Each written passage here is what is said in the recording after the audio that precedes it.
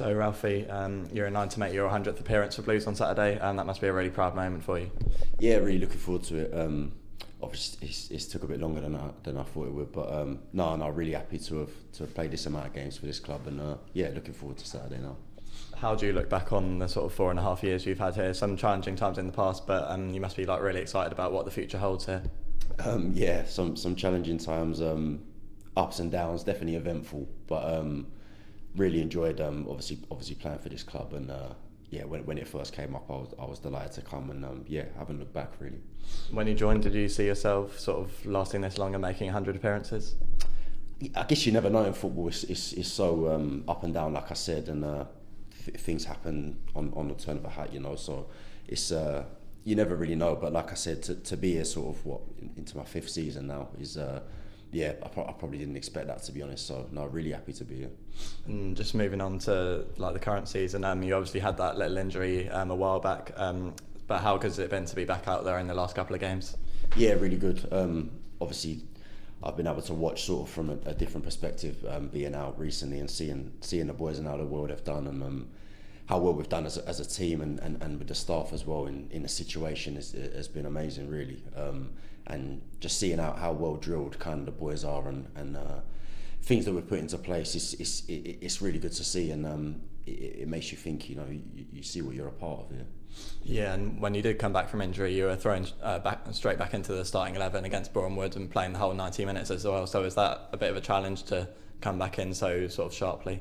Yeah, I mean, there's no fitness like match fitness, you know. That's the way to kind of to obviously get your match fitness up. So yeah, that's the only way really to do it. And I've been doing extra bits, obviously, with the no game last week. Sorry, I was able to kind of do things to help with what I needed at the time. So yeah, feeling good. Obviously, the game Saturday was quite a back and forth one, quite physically demanding. So it was good to get through that as well. And yeah, feeling good now.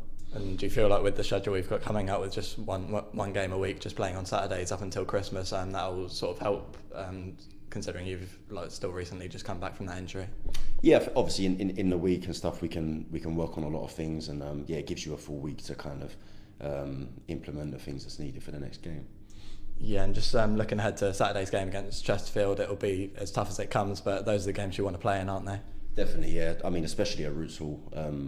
As I've said before, I think when we're on our game, we back us against anyone, and it's a really good opportunity, I think, against a team top of the league that are flying. So I'm sure it'll be a great atmosphere there Saturday.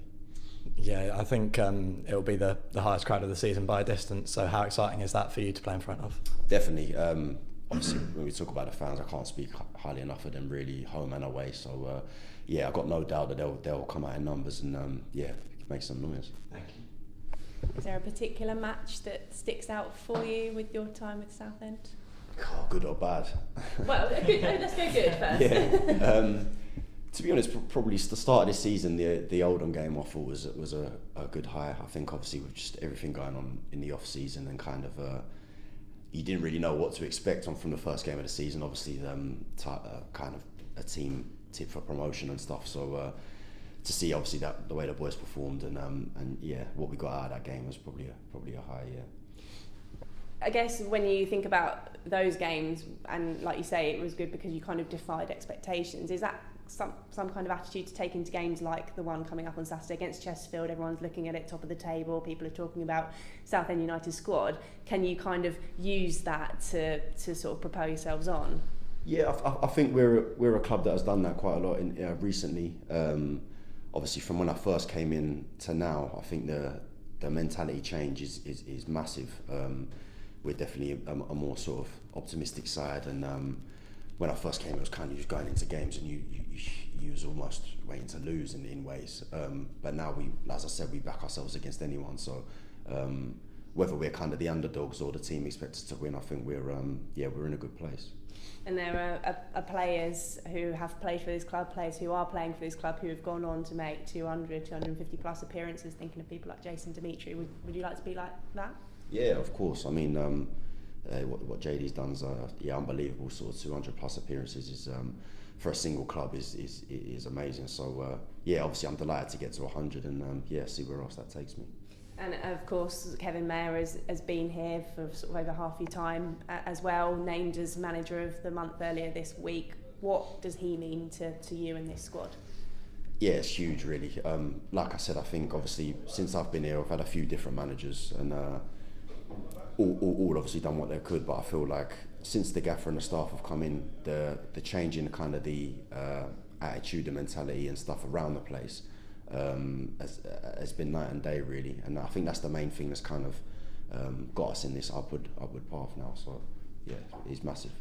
And when you did have that spell injured earlier on this season, did you sort of have to not put any pressure on yourself, knowing that it's such a small squad and that there were challenges, but also knowing that you needed to make sure you recovered fully? Yeah, that was probably the toughest thing, to be honest. Knowing the situation and knowing you're kind of helpless in that, especially now, obviously being captain and stuff, you feel that added responsibility. But at the end of the day, you can't do anything in that time, so you just got to get fit as quick as possible and then get back to help the team. But obviously, like I said, the way the boys performed in that period was unbelievable. So yeah, that kind of made it a little bit easier, you know. Chesterfield at home on Saturday, top of the league, scoring goals. It's going to be a tough test, but is it one you relish?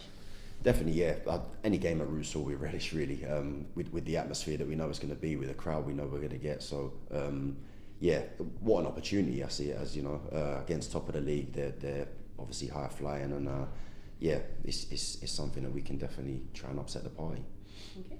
Just going to say the lack of numbers. Some people have been saying the game should have been called off and whatnot, but I guess as players you sort of block that out and just think, right, we've got the talent here, maybe not the numbers, but we can do this. Yeah, we know the situation obviously, but we try and simplify things in the term that, look, we're footballers, 11 people on the pitch, let's see what we can do against their 11, you know. So it's, yeah, we kind of had in our heads it was always going to be on, and that's obviously with it being on now, we're going to just focus on the next couple of days preparing for it.